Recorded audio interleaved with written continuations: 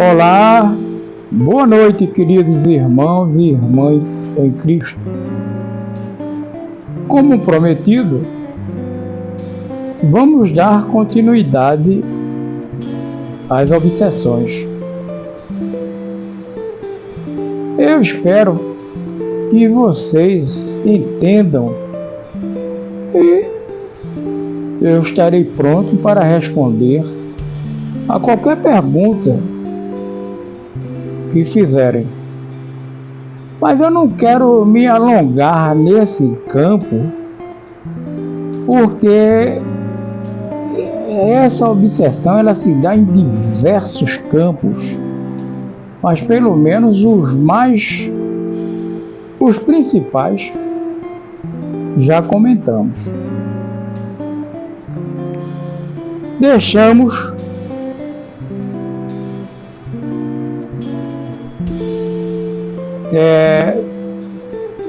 a respeito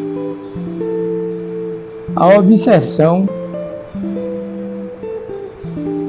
sob subjugação, que é aquela que o espírito de tanto insistir, de tanto trabalhar na fascinação, que ele consegue dobrar o espírito que está encarnado ao ponto do encarnado passar a ser um joguete para o desencarnado. É como não é a alma subjugada a todos os desejos do espírito que está liberto. Ele já vem tendo aquelas ideias de rico, de tadinho de mim, de bonito. Então ele vai passar a fazer todos os desejos dessa consciência que está livre. Toda. Lembrando sempre que a comunicação dos espíritos se dá mente a mente e em todos os estágios da existência. É assim que se procede. Quando o espírito comunicante está livre, quer se comunicar através de um médium, que é outro espírito que se encontra na direção de um corpo biológico, ambos expandem os seus perispíritos, formando um grande campo de pouso, como são os aeroportos para os nossos aviões. E é ali que um se sobrepõe sobre o outro. Quando a comunicação é ordeira, a comunicação é suave, o espírito comunicante ele utiliza os órgãos do corpo físico do espírito que se encontra encarnado e que está lhe cedendo para que haja as comunicações, que é escrita, falada, auditiva e por aí vai. Mas na subjugação, o espírito comunicante, ele impõe a sua vontade à alma, ao espírito que está encarnado, para fazer todas as suas exigências. Aí ele já não vai fazer a bobagem de se fazer bonito, rico, vai fazer estrepolias mesmo, levando a coisas piores.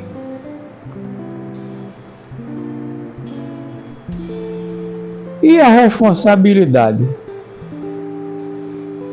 A responsabilidade é de ambos. O que determina e o que aceita. O que aceita por não cumprir o mínimo exigido nos conceitos doutrinários. O vigiai e orai. No desencarne, essa mesma influência continua. É por isso que no Livro dos Médiuns fala da obsessão de espírito para espírito. E o que ocorre após isto? Vem aí, companheiros e companheiras, o livre-arbítrio, que não é tão livre. O livre-arbítrio se dá quando você tem a oportunidade de escolher o caminho a seguir. É justamente em cima daquele conhece-te a ti mesmo que você percebe que está saindo do seu eu. Opa, isso não é bom para mim. Esse não é o meu procedimento. E modifica o seu caminho. Por mais influência que haja das consciências livres, você supera, você se impõe. Não é por aí que eu quero ir. Mas quando você se deixa levar, você se escraviza. Se escravizando, você vai rastejar como os vermes na lama fétida.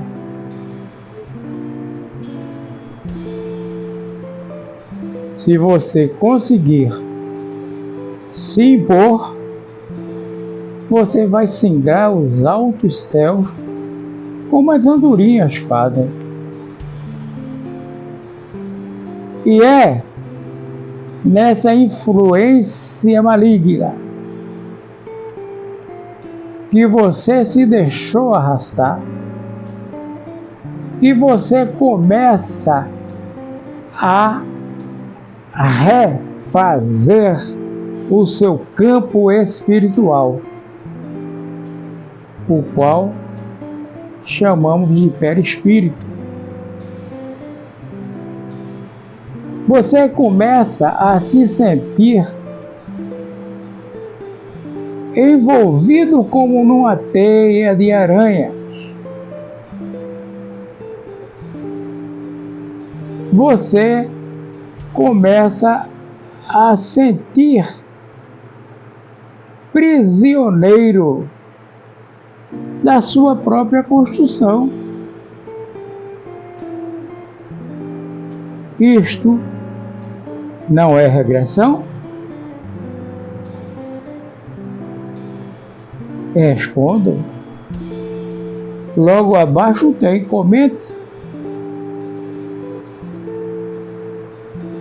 Ah, mas o espírito perdeu a sua inteligência, a sua moralidade?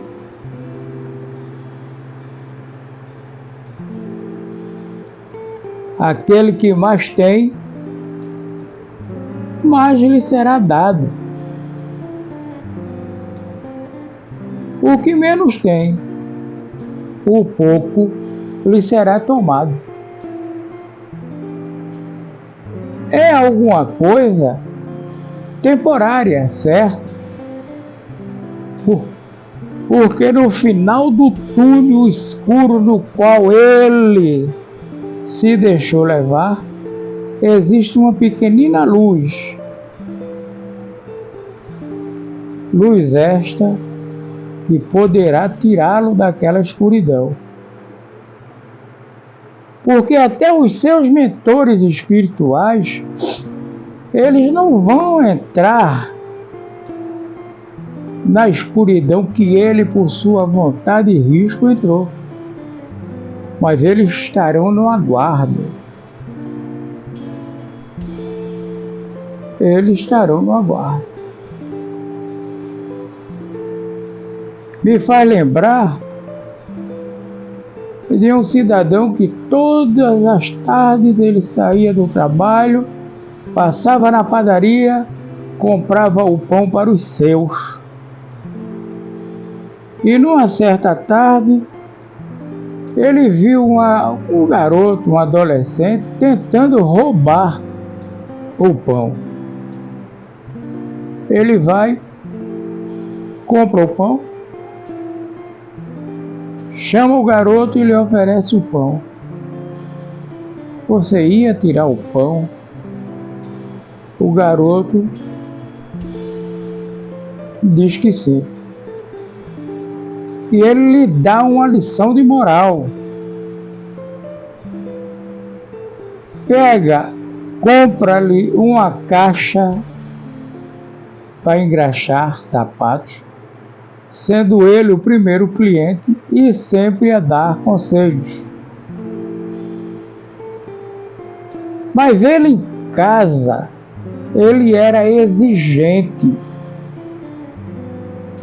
com a esposa, com seus filhos, enfim, com o comportamento caseiro. E não era bem visto. Um dia ele faleceu.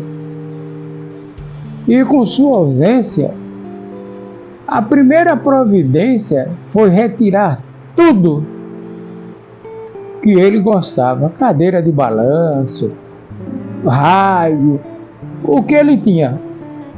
E jogaram fora. E ele vendo tudo aquilo. Já não era ele, era o espírito.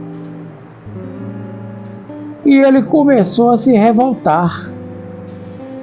E cada revolta dele, ele se sentia encolhido. Ele sentia ser sugado por uma escuridão. Até que perdeu-se naquela escuridão. Até que um dia ele lembrou-se de sua mãe e da prece que ela lhe ensinara. Quando ele lembrou-se disso, aquela luz acendeu lá no final do túnel. E ele, ajoelhado, começou a orar. E aquela luz foi se aproximando dele, se aproximando, e ele pergunta: quem és? Eu sou o teu anjo da guarda. E o que queres? Você recorreu e eu estou aqui para te ajudar. Siga-me. E assim ele seguiu aquela luz até um castelo todo iluminado. O que é isso? é neste lugar para onde vêm todas as preces dos que estão encarnados, rogando por aqueles que lhe foi útil. Mas quem pode ter? Você vai ter a oportunidade de conhecer. Algum tempo depois, aquele espírito foi levado pelo seu mentor espiritual e a primeira coisa que ele vê é uma mulher grávida num tanque de roupas a lavar aquelas roupas e não muito distante um senhor com o sapato na mão, a faca na outra e puxando a sola para o seu peito a consertar aquele sapato. E ali implorando: Senhor meu Deus, eu quero te agradecer por tudo e, se possível, que essa criança que está no ventre de minha esposa seja aquele menino que um dia eu tirei do caminho da perdição. O espírito, ouvindo aquilo, passou a chorar e a lamentar e a pedir a Deus que guardasse aquela vaga para a sua encarnação. E assim foi feito. Mas você aí vai entender como existe a involução do espírito. Basta que ele continue a trabalhar a sua mente fora dos parâmetros legais das leis que regem o universo.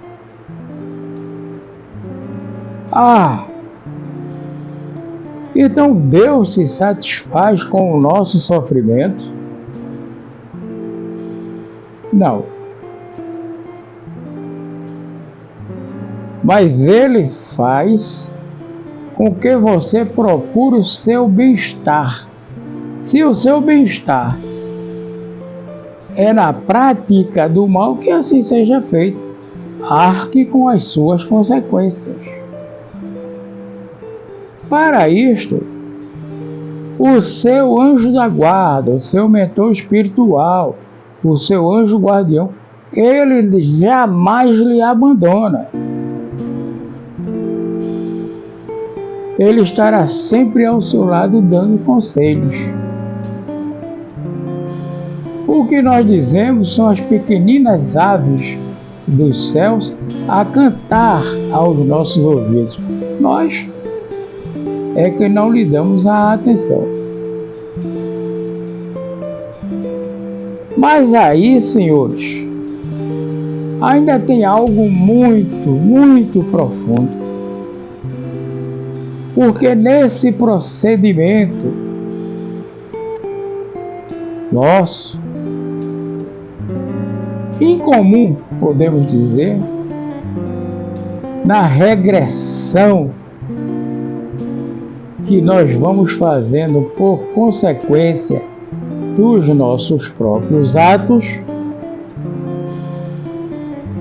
é que vamos ao comando dos espíritos obsessores nos transformar nos mais diversos elementos, como pensavam os antigos, na tal da metempsicose. Quem trabalha ou já trabalhou na área de orientação espiritual, a chamada desobsessão, e que tenha olhos de ver, ouvidos de ouvir, vai lembrar do médium que se propõe a receber ou a ser intermediário, o que eles sentem na aproximação desses espíritos comandados pelos reais obsessores. Porque eles vão se apresentar como verdadeiras serpentes, que é o que mais eles gostam de se metamorfosearem. Serpentes a sufocar o obsidiado. E é aqui que, à medida que isto vai ocorrendo, o espírito, em sua teimosia, ele vai se aprofundando ao ponto dele tornar-se um ovoide. Espantados? Eu gostaria que vocês lessem um livro chamado O Abismo, com Ranieri,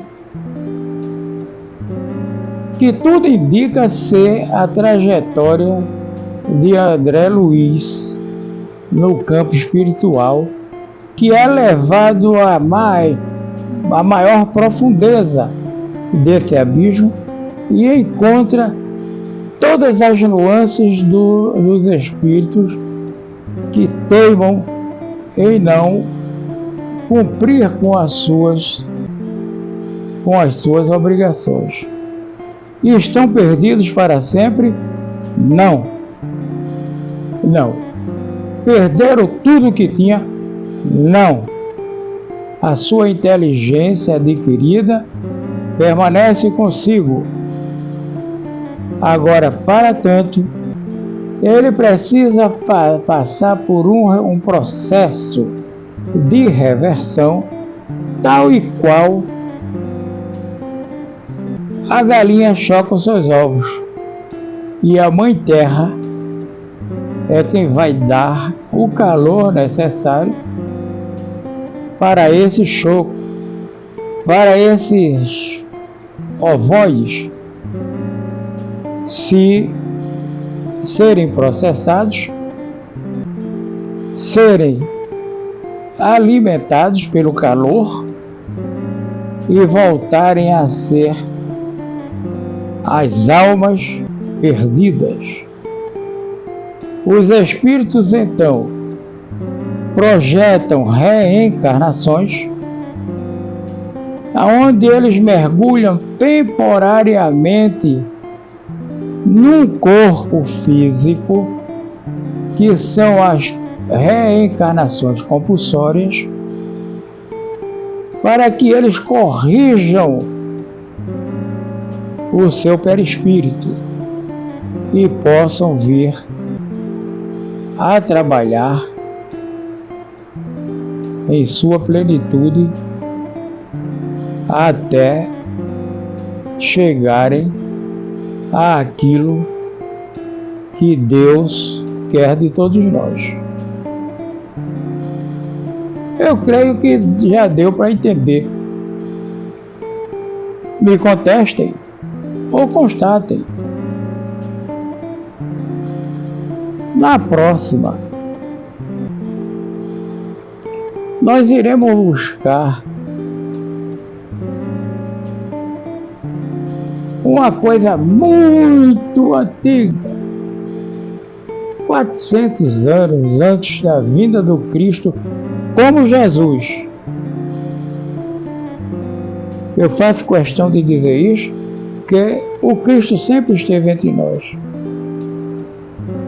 os ensinamentos de Sócrates e de Platão. Que Deus esteja conosco em sua infinita bondade e misericórdia, e que estejamos prontos para o grande festival que se aproxima, e tomemos cuidado nas nossas atitudes. Paz em Jesus.